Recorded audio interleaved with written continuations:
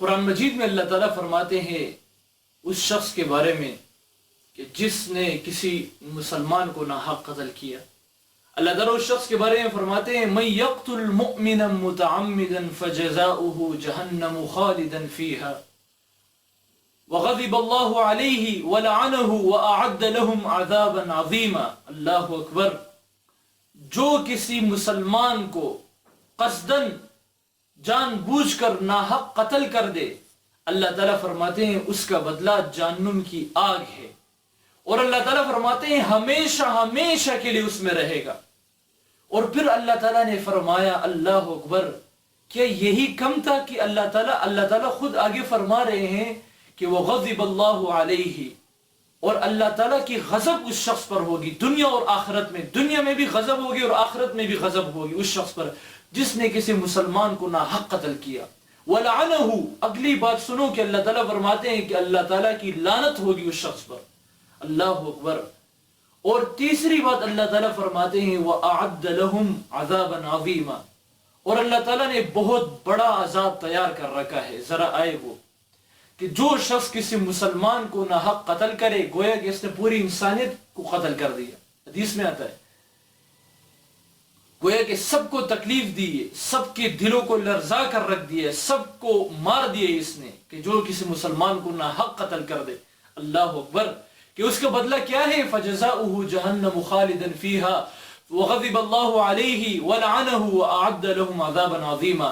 کہ اس پر اللہ تعالیٰ کی غضب ہوگی، اللہ تعالیٰ کی لعنت ہوگی، اور اللہ تعالیٰ نے بہت بڑا عذاب تیار کر رکھا ہے. اور یہ نہیں کہ بس عذاب تیار کر رکھا ہے اور ایک عرصہ ہوگا کہ وہ اس میں پڑا رہے گا، نہیں، خالدین فیہا. اللہ اکبر. ہمیشہ ہمیشہ رہے گا. اب ہم سب کا ایک عقیدہ ہے، آپ سب بھی جانتے ہیں کہ جو شخص کلمہ پڑھ لے لا الہ الا اللہ محمد رسول اللہ، اللہ کے سوا کوئی معبود نہیں، محمد صلی اللہ علیہ وسلم اللہ کے نبی اور رسول اور آخری نبی ہے، تو جو اس کلمے کو پڑھ لے تو ہم سب کا عقیدہ ہے کہ وہ شخص اگر وہ اپنے گناہوں کی بدولت جہنم میں چلا بھی جاتا ہے تو ایک نہ ایک دن ضرور وہ جنت میں جائے گا. اسی طرح ہے نا. تو اللہ تعالیٰ فرماتے ہیں کہ یہ جو شخص ہے کہ جس نے کسی مسلمان کو ناحق قتل کیا، اللہ تعالیٰ فرماتے ہیں اس کی جگہ ہمیشہ ہمیشہ کی جہنم ہے. جہنم ہمیشہ ہمیشہ کی جگہ اس کی. اور جو شخص کلمہ پڑھ لے تو وہ ضرور ایک دن یعنی جنت میں جائے گا. یہاں پر تو فرمائے کہ یہ ہمیشہ ہمیشہ کے لیے اس میں رہے گا. تو علماء فرماتے ہیں اس بات کو غور سے سنیں کہ ایک شخص ہے جو مسلمان ہے، کلمہ اس نے پڑھا، باقی نہ نماز پڑھی، نہ زکوٰۃ جو ہے دی، اور نہ حج کیا، نہ باقی جو جتنے بھی ارکان ہیں اس کو نہیں کیا، اور بس صرف کلمہ پڑھا ہے، تو یہ شخص ضرور ایک دن ضرور جنت میں جائے گا. پتہ نہیں کب جائے گا لیکن جائے گا. لیکن یہاں پر ایک مسلمان اٹھ کھڑا ہو اور وہ کسی مسلمان کو جو ہے جان بوجھ کر ناحق قتل کر دے، اللہ تعالیٰ اس کے بارے میں فرماتے ہیں کہ یہ شخص جہنم میں ہمیشہ ہمیشہ کے لیے داخل ہوگا. اللہ اکبر. حالانکہ مسلمان اس نے بھی کلمہ پڑھا ہے. علماء فرماتے ہیں اس آیت کا کیا مطلب؟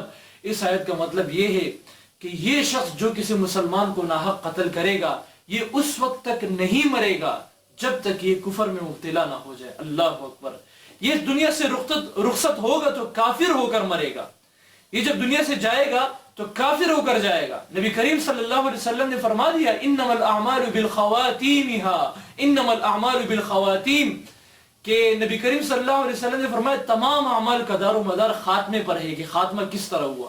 اگر خاتمہ پوری زندگی نمازیں پڑھتا رہا، پوری زندگی نیک اعمال کرتا رہا اور خاتمہ کفر پر ہوا، ڈائریکٹ کافر جہنم میں داخل ہوگا اور ہمیشہ ہمیشہ کی جہنم میں اس میں جو ہے ڈالا جائے گا اور اس میں داخل ہوگا. اللہ تعالیٰ ہم سب کی حفاظت فرمائے. اللہ تعالیٰ ہم سب کا خاتمہ ایمان پر عطا فرمائے. اللہ اکبر.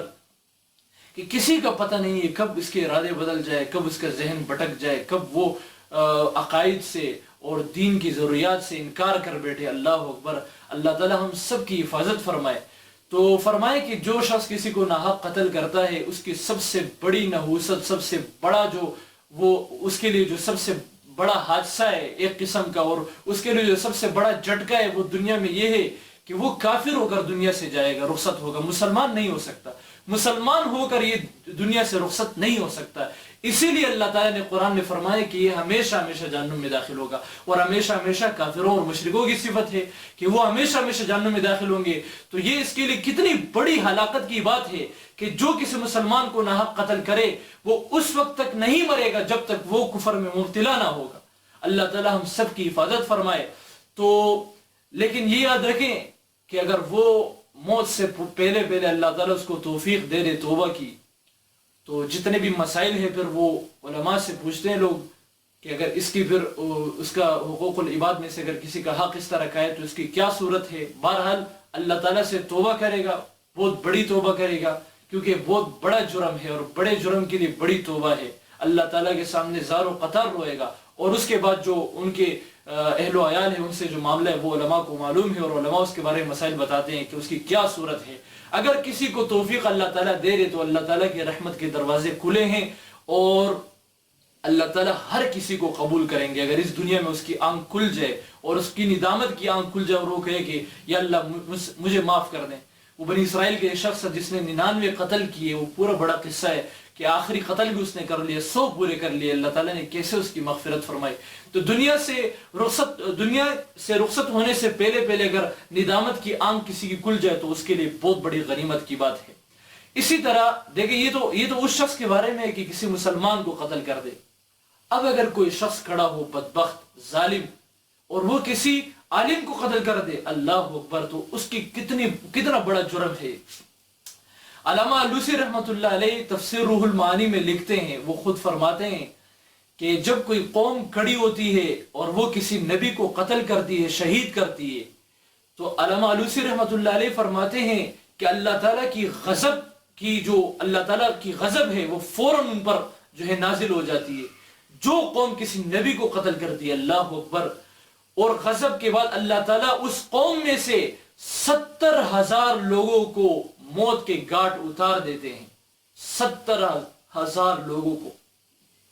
اور یہ صرف اس نبی کا بدلہ ہے، علماء فرماتے ہیں یہ صرف اس نبی کا بدلہ ہے کہ کسی نبی کو اگر کوئی قتل کر دے تو اس قوم میں سے، اس علاقے میں سے، اس ملک میں سے، ان ظالموں کی پشت پناہی کرنے والوں میں سے، اور جو اس طرح کے عقیدے رکھتے ہیں اور جو مسلمانوں سے جو بد عقیدت ہے اور جو مسلمانوں سے ان کی نفرت ہے اور اسی طرح کے عقائد جو رکھتے ہیں اور رکھنے والے ہیں مستقبل میں، ان تمام لوگوں کو جمع کر کے 70,000 لوگوں کو موت کے گھاٹ اتار دیتے ہیں۔ اس کی مختلف صورتیں ہو سکتی ہے، پھر وبائیں بھی آ سکتی ہیں ان پر، پھر ان پر ایک ڈائریکٹ عذاب بھی آ سکتا ہے طوفانی کی شکل میں۔ اور اللہ تعالی ہم سب کی حفاظت فرمائے، کہیں ایسا نہ ہو کہ انہی لوگوں میں ہم بھی بیچ میں رگڑے جائیں۔ اللہ تعالی ہم سب کی حفاظت فرمائے۔ تو یہ ہم پر اب یہ لازم ہے کہ ہم اپنے بڑوں کا احترام کریں، ان کی، اور نہی عن المنکر، امر بالمعروف اور نہی عن المنکر کرے۔ آپ نے احادیث سنی ہے کہ اگر کوئی اس طرح نہیں کرتا اس کے سامنے بالکل اللہ تعالیٰ کی نافرمانی ہو رہی ہے اور وہ اس بات پر قادر ہے کہ اس کو ہاتھ سے روک سکتا ہے اور وہ نہ روکے، ہو رہی ہے کہ وہ دیکھ رہا ہے کہ یہ اللہ تعالیٰ کی نافرمانی کر رہا ہے اور وہ پھر اس کو نہ روکے، اور اس کو اتنی قدرت حاصل ہے کہ وہ ہاتھ سے روک سکتا ہے لیکن نہ روکے، تو اس بات کا خدشہ ہے کہ یہ بھی اسی میں رگڑا جائے اور جو عذاب ہے اس میں یہ بھی مبتلا ہو۔ تو اس طرح کی حدیث بہت ساری ہے۔ تو اگر ہم اس طرح امر بالمعروف اور نہی عن المنکر نہیں کریں گے، جتنے ہماری حیثیت کے ہاتھ سے کر سکتے ہیں ہاتھ سے کریں گے، ہاتھ کی طاقت نہیں ہے زبان سے کریں گے، زبان کی بھی طاقت نہیں ہے تو اپنے دل میں اس کو برا سمجھے کہ یار یہ بندہ برا کام کر رہا ہے، اللہ اور رسول کی نافرمانی کر رہا ہے، لیکن آپ صلی اللہ علیہ وسلم نے فرمایا یہ ایمان کا سب سے بڑا کم درجہ ہے۔ سب سے کم درجہ جو ہے وہ یہی ہے کہ دل میں یہ افسوس ہو کہ یار یہ بندہ غلط کر رہا ہے۔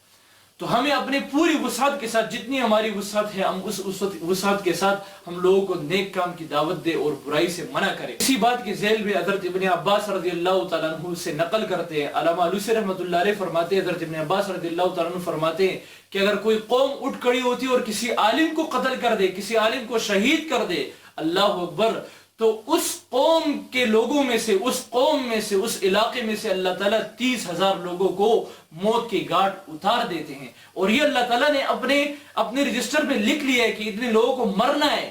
تو جس ملک میں یہ کام ہو کہ کسی علماء کو، عالم کو شہید کیا جائے، تو وہ ملک قرضدار ہے، اس پر تو قرضہ چڑھ گیا لوگوں کی موت کا، اموات کا، کہ اتنے لوگوں کو مرنا ہے، وہ اپنی تیاریاں کر لے۔ پھر اللہ تعالیٰ کے رجسٹر میں لکھ لیا، اللہ تعالیٰ نے خود لکھ لیا کہ اتنے لوگوں کو مرنا ہے اور موت کی گھاٹ اترنا ہے ان لوگوں کو، کہ جو کسی عالم کو قتل کرے۔ اور حضرت ابن عباس رضی اللہ تعالیٰ عنہ سے نقل کیا ہے کہ اللہ تعالیٰ اس قوم میں سے، اور جتنے لوگ ہیں اسی عقیدے کے لوگ ہیں اور جو ان لوگوں سے نفرت کرتے ہیں اور جو اسی طرح کے ارادے باقی رکھتے بھی ہیں، اللہ تعالیٰ ان لوگوں میں سے 30,000 لوگوں کو موت کی گھاٹ اتار دیتے ہیں، اور جو انبیاء نبی ہیں اس کے بدلے میں اللہ تعالیٰ 70,000 لوگوں کو موت کی گھاٹ اتار دیتے ہیں۔ 70 اور 30 یہ صرف بدلہ ہے نبی اور عالم کا۔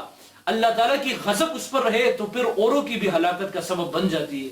تو اس بات کا خیال رکھیں، خدا را اس بات کا خیال رکھے کہ ہم اپنی علماء کی حفاظت کریں، ان کی اہمیت کو جانیں۔